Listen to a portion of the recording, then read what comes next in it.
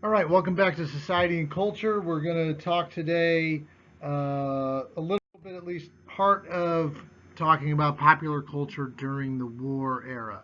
I'm also going to give you a couple videos, links to videos to watch as well that we kind of did in class that kind of go along with what we're talking about here, and I'll explain that as we get to it as we're kind of working through the notes here.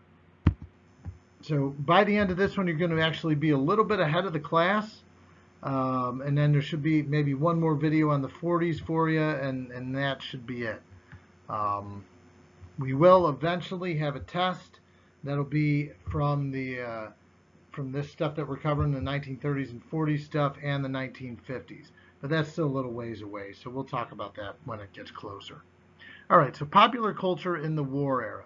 We saw during the 1930s that popular culture was really taking hold in America, it was really playing a prominent role in people's day-to-day lives, their attitudes about the Depression and the world around them, their understanding of the world around them, right? In the War of the Worlds broadcast, pop culture has such an influence that people actually think, boy, we might actually be getting invaded by aliens. So pop culture has a lot of one of the biggest examples of this is the propaganda machine. Propaganda, that has to do with the assignment that I gave you that's up there on Moodle with the World War II propaganda posters. So pay attention here as we kind of go over this and I explain to you how this works. Propaganda can be good or bad. In the case of America during World War II, propaganda was meant to encourage people to rally behind the war effort to fight the Japanese and to fight Nazi Germany. And the propaganda machine was really humming big time during the war. Now, of course, propaganda can be negative too when it tries to reinforce ideas that are lies or ideas that are racist in nature or insensitive to people of different groups. That's bad propaganda.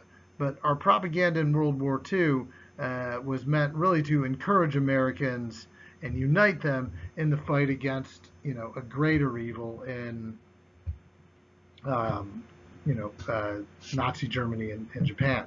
So, like I said, propaganda plays a huge role in uniting the war effort.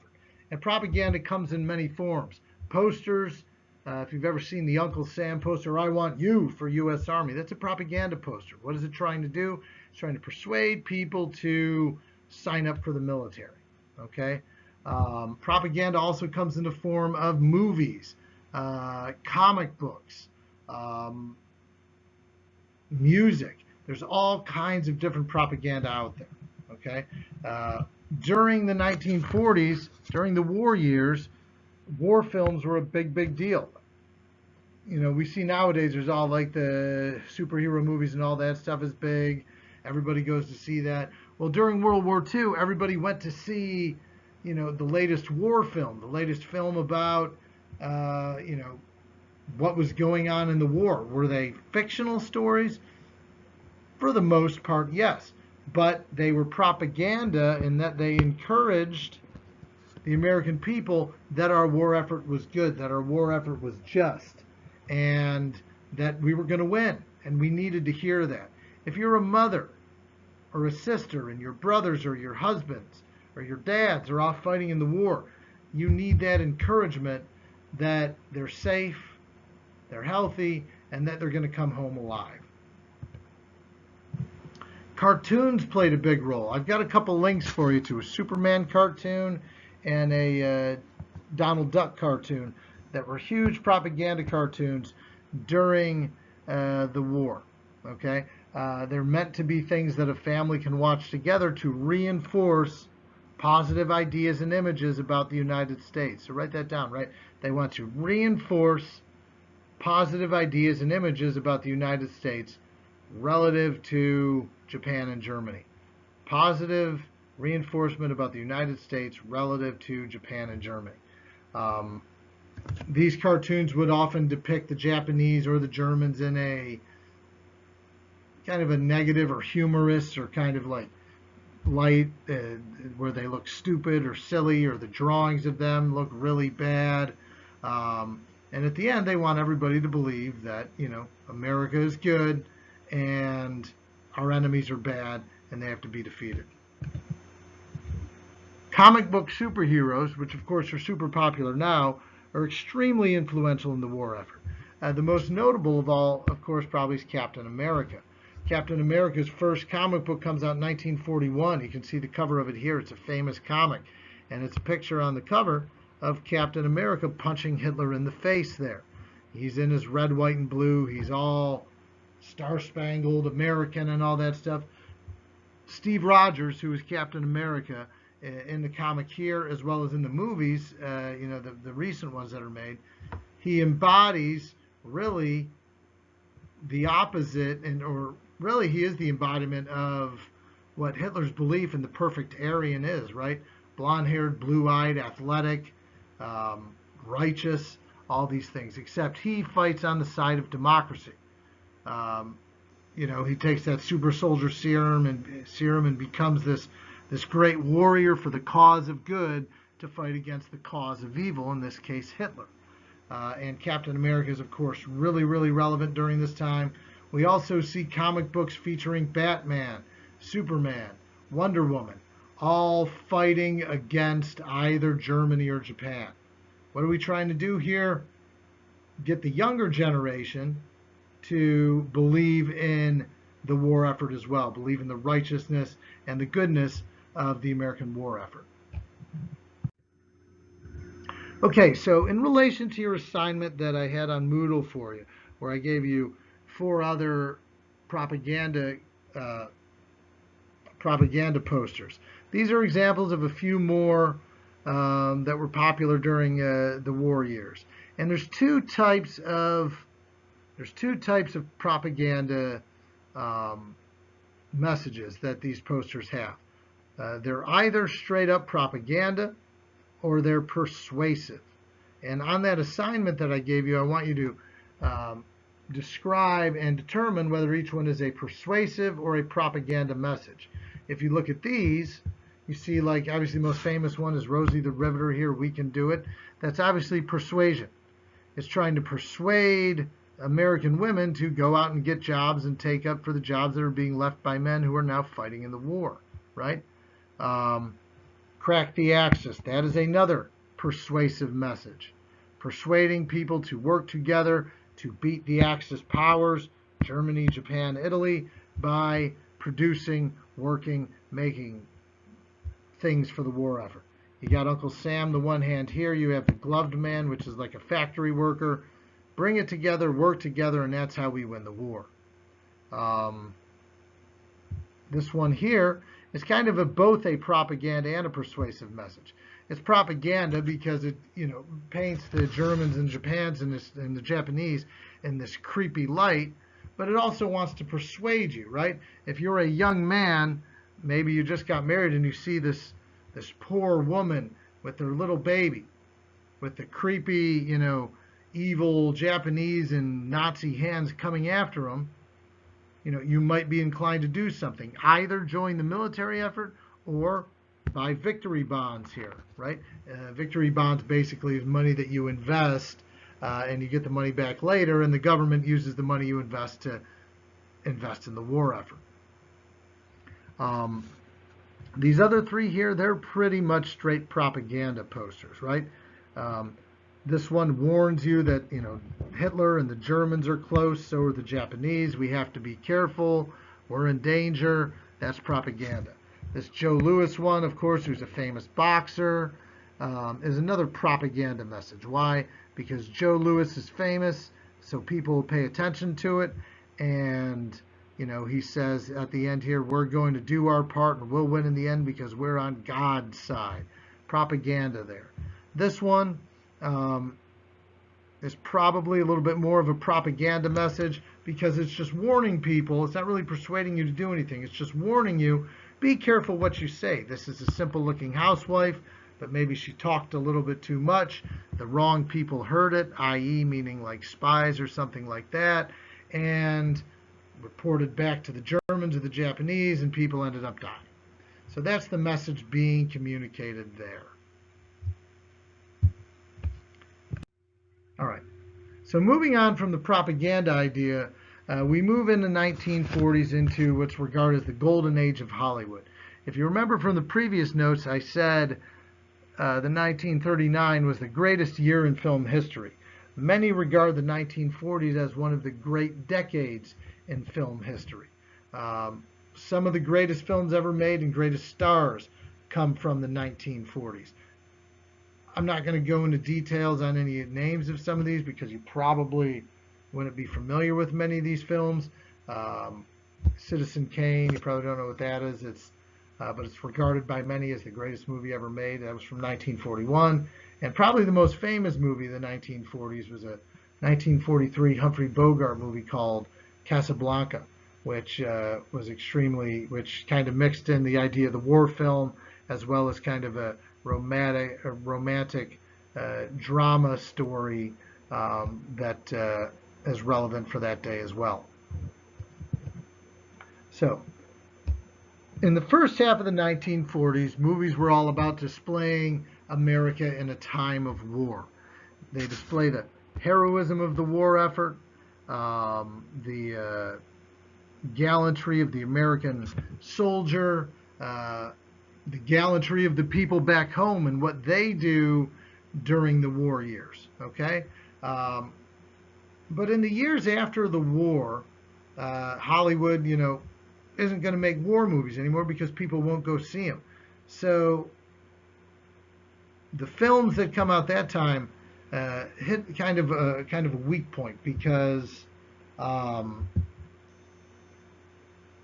Hollywood is trying to find that next message that's going to bring the movie fan to the theater, right? Like imagine now, the hottest thing in films right now is probably like I said before, like the Marvel movies and superhero movies and stuff like that.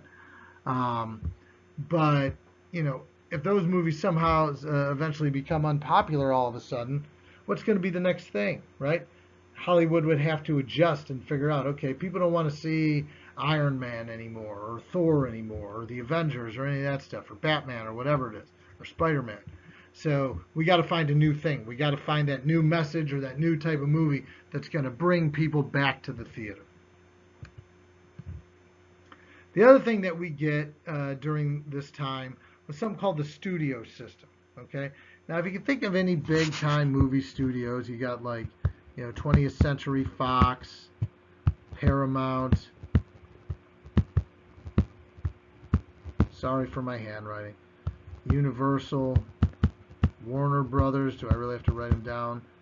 Warner Brothers, Disney. There's all kinds of movie studios out there. Now Disney mostly, for the most part, made animated films at this point, but they would branch into regular movies too, full-length, non-animated movies. The way movies worked in the 1940s and in the 1950s was through something called the studio system. And basically, movies were controlled by the studios much more than they are today. And actors were controlled by the studios as well. So basically what would happen, we'll say, for example, Warner Brothers has an actor under a contract. And they make a contract for that actor for 10 films, right? So that means that during that contract, that actor cannot make a movie that's being distributed by any of these other studios.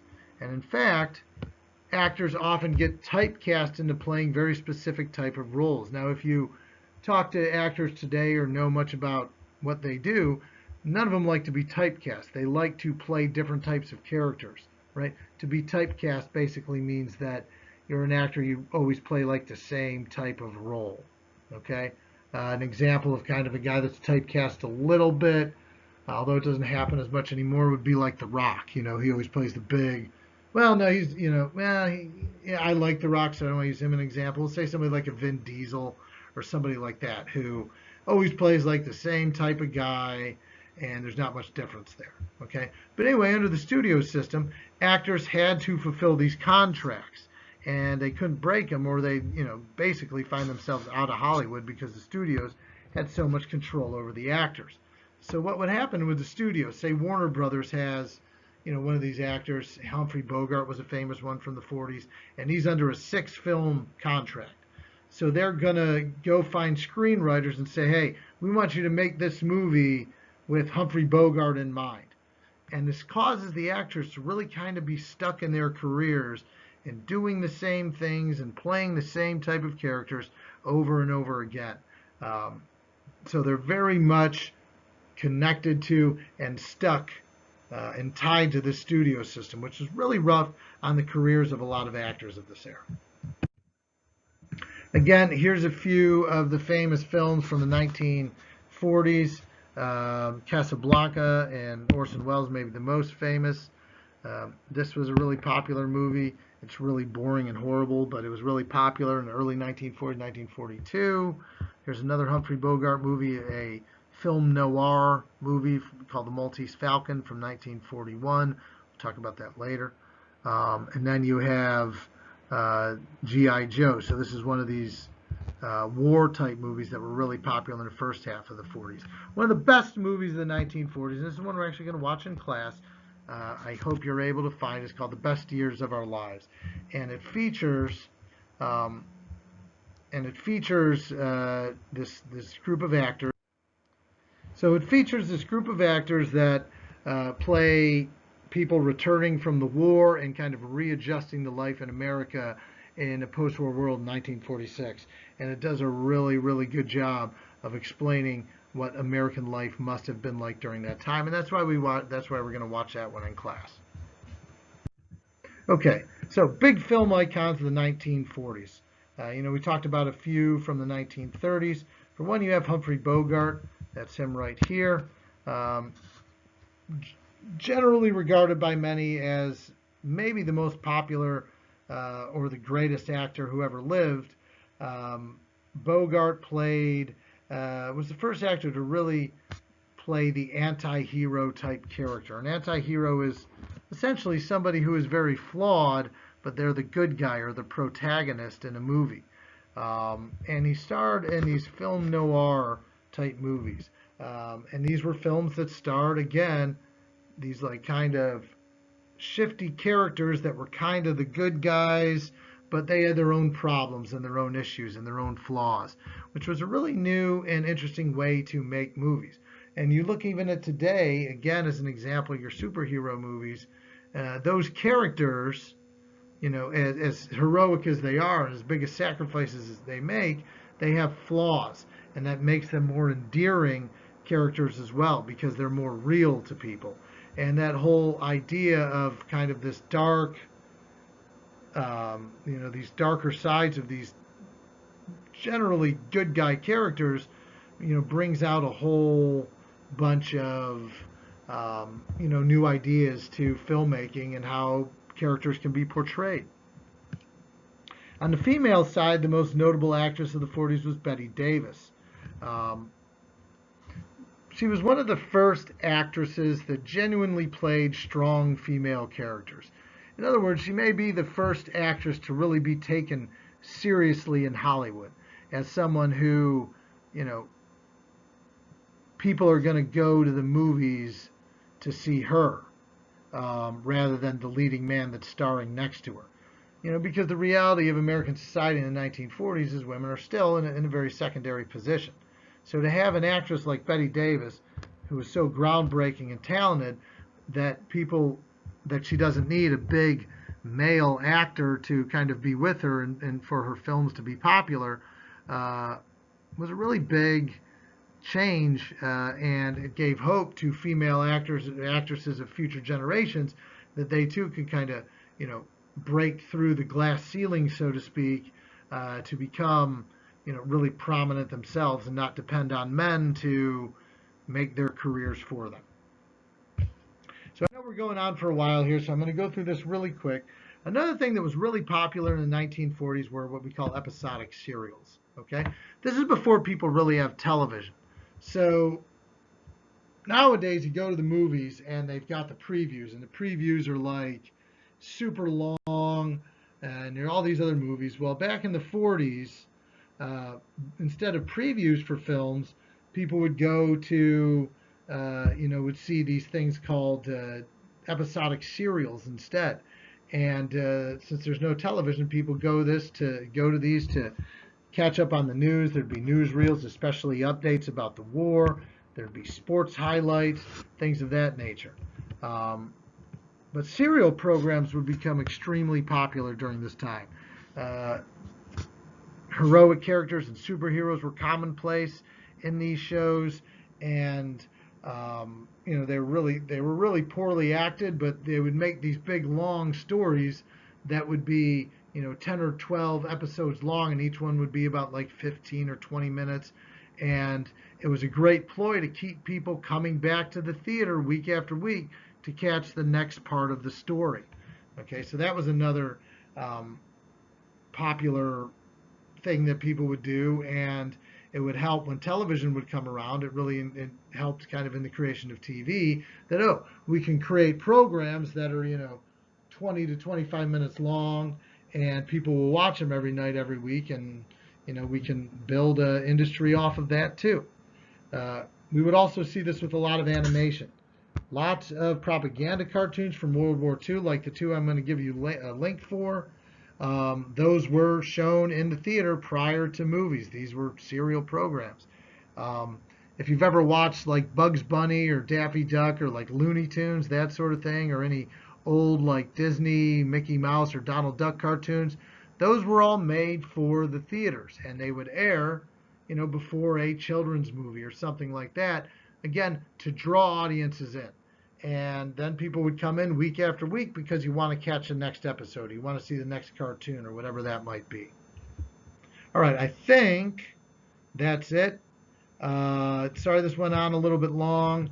You are a little bit ahead of the other of the class, so hopefully by the end of the week I'll get you another video, and we should be good to go. Please email me if you have any questions about the posters assignment, and let me know if you're able to access in any way that film, Best Years of Our Lives, to watch for class. If not, we'll figure out an alternative assignment for you. All right?